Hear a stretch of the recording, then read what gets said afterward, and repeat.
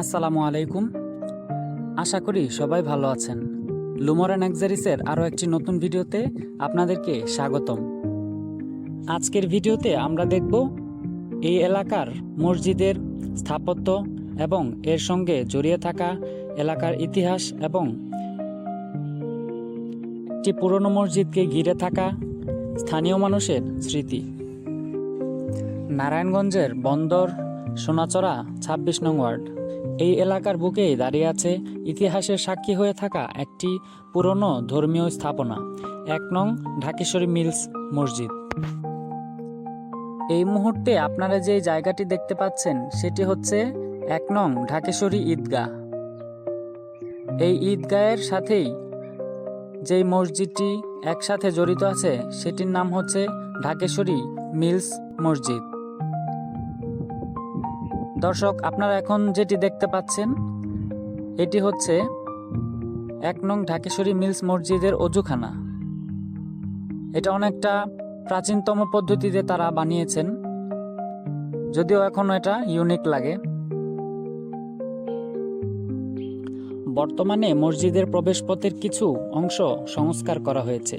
সবুজ রঙের নতুন সাজসজ্জার পাশাপাশি পেছনে দেখা যায় পুরনো স্থাপত্যের অংশ, অর্থাৎ এখানে শুধু নতুন নির্মাণ নয়, পুরনো ও নতুন একটি মিলন চোখে পড়ে। আর এই মসজিদের ইতিহাস বুঝতে হলে আমাদের একটু ফিরে তাকাতে হবে ঢাকেশ্বরী মিল এলাকার ইতিহাসের দিকে। নারায়ণগঞ্জ দীর্ঘদিন ধরেই বাংলাদেশের অন্যতম গুরুত্বপূর্ণ শিল্প ও বাণিজ্যিক এলাকা। শীতলক্ষ্যা নদীর তীরে গড়ে ওঠা বিভিন্ন কলকারখানার কারণে এই অঞ্চল বহু বছর আগে থেকেই শ্রমজীবী মানুষের বসতি গড়ে ওঠে। নারায়ণগঞ্জ জেলা প্রশাসনের তথ্য অনুযায়ী ১৯২৭ সালে বাবু সূর্যকুমার বসু শীতলক্ষ্যা নদীর তীরে ঢাকেশ্বরী কটন মিল প্রতিষ্ঠা করেন। এই ঢাকেশ্বরী মিলকে কেন্দ্র করে ধীরে ধীরে গড়ে ওঠে একটি বড় শিল্প জনপদ। পুরনো স্মৃতিচারণে ঢাকেশ্বরী মিল এলাকায় মুসলিম শ্রমিকদের জন্য মসজিদ তৈরি করা হয়। সেই কারণে এই মসজিদকে শুধুমাত্র নামাজের স্থান হিসেবে দেখলে এর সামাজিক গুরুত্ব পুরোপুরি বোঝা যাবে না। এটি ছিল একটি শিল্পাঞ্চলের মানুষের ধর্মীয় জীবনেরও একটি অংশ। দিনের পর দিন কারখানায় কাজ করা শ্রমিকরা এখানে নামাজ আদায় করেছেন। স্থানীয় মানুষের এই মসজিদ এসেছেন। প্রজন্মের পর প্রজন্ম এই স্থানের সঙ্গে মানুষের সম্পর্ক তৈরি হয়েছে। আর এভাবেই একটি মসজিদ ধীরে ধীরে শুধু একটি স্থাপনা থাকে না, এটি হয়ে ওঠে একটি এলাকার স্মৃতি ও ঐতিহ্যের অংশ। দূর থেকে দেখলে হয়তো এটি একটি সাধারণ পুরনো মসজিদ মনে হতে পারে, কিন্তু একটু ভালোভাবে তাকালেই চোখে পড়ে এর অসাধারণ স্থাপত্য। সময়ের প্রভাবে স্থাপত্যের অনেক অংশে বয়সের ছাপ পড়েছে, তবুও পুরনো সেই নির্মাণশৈলী আজও এই মসজিদকে আলাদা করে চেনায়। ঢাকেশ্বরী মিল এলাকার ইতিহাসের সঙ্গে বাংলাদেশের মুক্তিযুদ্ধের স্থানীয় স্মৃতিও জড়িয়ে আছে। বিভিন্ন ঐতিহাসিক স্মৃতিচারণে ১৯৭১ সালে মার্চে ঢাকেশ্বরী মিলের শ্রমিক, ছাত্র ও যুবকদের আন্দোলন ও প্রস্তুতির কথাও উঠে এসেছে। তাই এই এলাকা শুধু শিল্পের ইতিহাস নয়, এটি শ্রমজীবী মানুষের জীবন, সামাজিক পরিবর্তন এবং আমাদের জাতীয় ইতিহাসেরও একটি অংশ। আজকের দিনে দাঁড়িয়ে আমরা যখন এই মসজিদের দিকে তাকাই তখন আসলেই দেখতে পাই কয়েক প্রজন্মের স্মৃতি। পুরনো গম্বুজের গায়ে সময়ের দাগ আছে, পুরনো স্থাপত্যে আছে অতীতের ছাপ, আর নতুন প্রবেশপথ ও চারপাশের পরিবেশ জানান দিচ্ছে সময় থেমে নেই। পুরনো ঐতিহ্যকে ধরে রেখেই নতুন প্রজন্ম এগিয়ে যাচ্ছে। নারায়ণগঞ্জের বন্দর সোনাচড়া ২৬ নম্বর ওয়ার্ডের এই মসজিদ তাই স্থানীয় মানুষের কাছে শুধু একটি নাম নয়, এটি একটি ঐতিহ্য, একটি স্মৃতি, একটি এলাকার ধর্মীয় ও সামাজিক জীবনের অংশ। সময় বদলেছে, ঢাকেশ্বরী মিল এলাকার পরিবেশও বদলেছে। পুরনো শিল্পাঞ্চলের অনেক স্মৃতি আজ আর আগের মতো নেই, কিন্তু এই মসজিদের পুরনো স্থাপত্য এখনও আমাদের সেই সময়ের কথা মনে করিয়ে দেয়। এটি মনে করিয়ে দেয় সেই শ্রমিকদের কথা যারা এক সময় এই শিল্পাঞ্চলে কাজ করতেন। মনে করিয়ে দেয় সেই সব পরিবারের কথা যাদের জীবন এই মিল ও আশপাশের এলাকার সঙ্গে জড়িয়েছিল।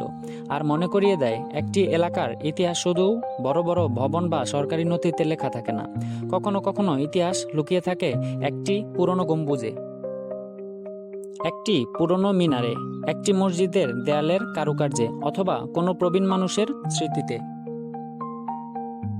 এই মসজিদটির বয়স প্রায় ১০০ বছরের কাছাকাছি। ঢাকেশ্বরী কটন মিলের প্রতিষ্ঠা সাল ১৯২৭। এই তথ্য সরকারি জেলা প্রশাসনের ইতিহাসে পাওয়া যায়, কিন্তু এই সালটিকে মসজিদের স্থাপিত সাল বলা ভুল হবে। মসজিদটি ঢাকেশ্বরী মিল কেন্দ্রিক পুরনো শিল্প জনপদের ধর্মীয় ইতিহাসের সঙ্গে সম্পর্কিত এবং এর স্থাপত্যে দীর্ঘ সময়ের ছাপ রয়েছে।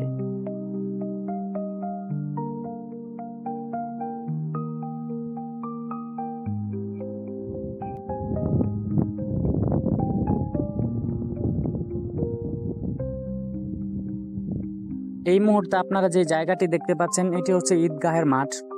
এখানে ঈদের নামাজ হয়, আবার মৃত মানুষের জানাজাও পড়ানো হয়। এটা হচ্ছে 1 নং ঢাকেশ্বরী ঈদগাহের মাঠ।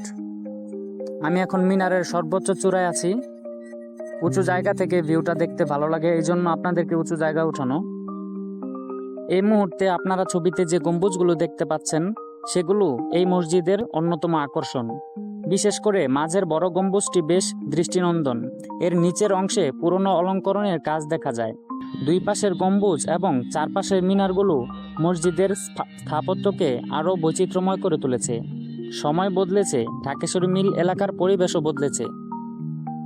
এভাবেই একটি পুরনো মসজিদ হয়ে উঠতে পারে একটি এলাকার জীবন্ত ইতিহাসের অংশ। এটি ছিল নারায়ণগঞ্জ বন্দর সোনাচড়া 26 নং ওয়ার্ডের ঐতিহ্যবাহী 1 নং ঢাকেশ্বরী মিলস মসজিদ নিয়ে আমার আজকের ভিডিওটি ভালো লাগলে অবশ্যই লাইক করবেন।